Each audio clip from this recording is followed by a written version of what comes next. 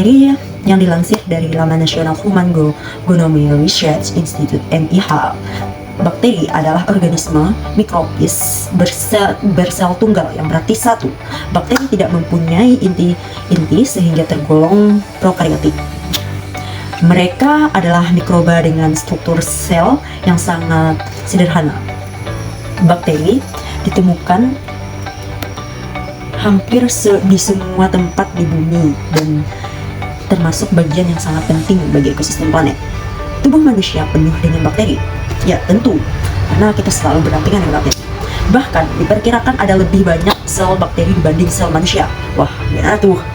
Nah, ada bakteri jahat yang disebut patogen dan menyebabkan penyakit. Untungnya sebagian besar bakteri dalam tubuh kita manusia tidak berbahaya dan justru bermanfaat bagi tubuh.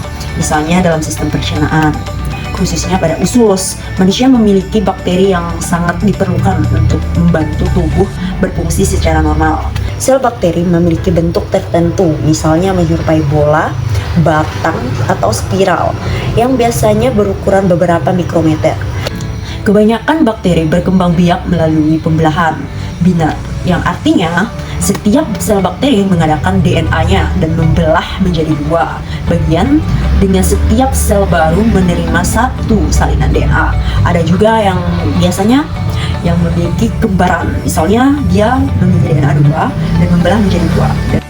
Berikut beberapa metode yang digunakan untuk mempelajari bakteri. Metode isolasi. Yang pertama, metode Strict. Metode ini digunakan untuk mengisolasi bakteri dari sampel dan cara menggoreskan sampel pada media. Nomor 2, metode Pour Plate. Metode ini digunakan untuk mengisolasi bakteri dari sampel dengan cara menuangkan sampel ke dalam media. Metode identifikasi. Nomor 1, metode Gram. Metode ini digunakan untuk mengidentifikasi bakteri berdasarkan sifat dinding selnya. Nomor 2, metode pewarnaan. Metode ini digunakan untuk mengidentifikasi bakteri berdasarkan sifat pewarnaannya. Nomor 3, metode biokimia. Metode ini digunakan untuk mengidentifikasi bakteri berdasarkan sifat biokimianya. Metode kultur. Nomor 1, metode kultur cair. Metode ini digunakan untuk membiarkan bakteri dalam media cair. Nomor 2, metode kultur padat. Metode ini digunakan untuk membiarkan bakteri dalam media padat. Metode molekuler. Nomor 1, metode PCR atau polymer chain reaction. Metode ini digunakan untuk mengaplikasikan DNA bakteri. Nomor 2, metode sequencing. Metode ini digunakan untuk menentukan urutan basa DNA bakteri. Tahapan pertumbuhan bakteri terdiri dari 4 fase, yaitu log, stasioner, dan kematian. Fase yang pertama yaitu fase log. Bakteri menyesuaikan diri dengan lingkungan baru yang bersiap untuk tumbuh aktif. Bakteri secara metabolik tetapi tidak membelah. Yang kedua yaitu fase log. Bakteri tumbuh secara eksponensial karena pembelahan sel terjadi dengan cepat.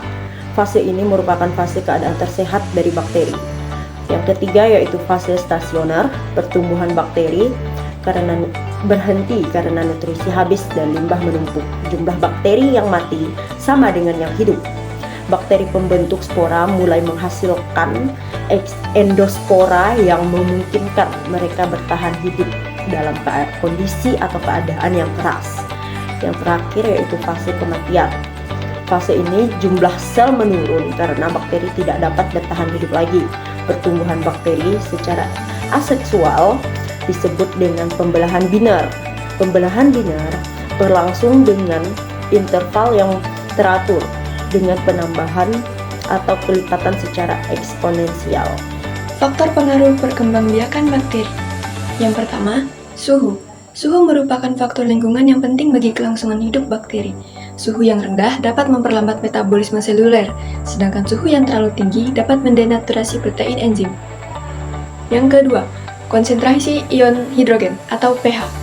Pertumbuhan dan kelangsungan hidup bakteri sangat dipengaruhi oleh pH lingkungan, dan setiap spesies bakteri memiliki kebutuhan pH yang berbeda.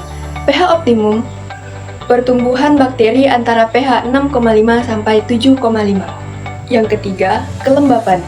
Ruangan dengan kelembapan di atas 75% akan menyebabkan bakteri melakukan pertumbuhan, sedangkan udara yang sangat kering dapat membunuh bakteri atau menyebabkan metabolisme bakteri berhenti. Yang keempat, tekanan osmosis. Tekanan osmosis merupakan tekanan yang dihasilkan akibat adanya proses osmosis. Osmosis merupakan perpindahan air melewati membran semi-permeabel dari larutan berkonsentrasi tinggi ke larutan berkonsentrasi rendah. Yang kelima, pencahayaan.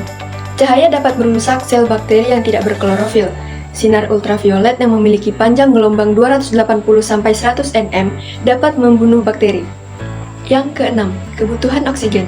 Bakteri membutuhkan oksigen untuk proses respirasi atau untuk mengubah makanan menjadi energi. Dan yang ketujuh, nutrisi. Nutrisi yang digunakan untuk pertumbuhan bakteri harus mengandung sumber karbon, sumber nitrogen, mineral berupa sulfur, dan fosfat. Contoh-contoh bakteri. Contohnya seperti Lactobacillus acidophilus, Lactobacillus rhamnosus, Lactobacillus casei, Lactobacillus erythri, Lactobacillus plantrum, Bifidobacteria bifidum, Bifidobacteria infantis, Bifidobacteria animalis, dan Bifidobacteria breve. Bakteri-bakteri tersebut merupakan bakteri yang terdapat pada dalam tubuh manusia.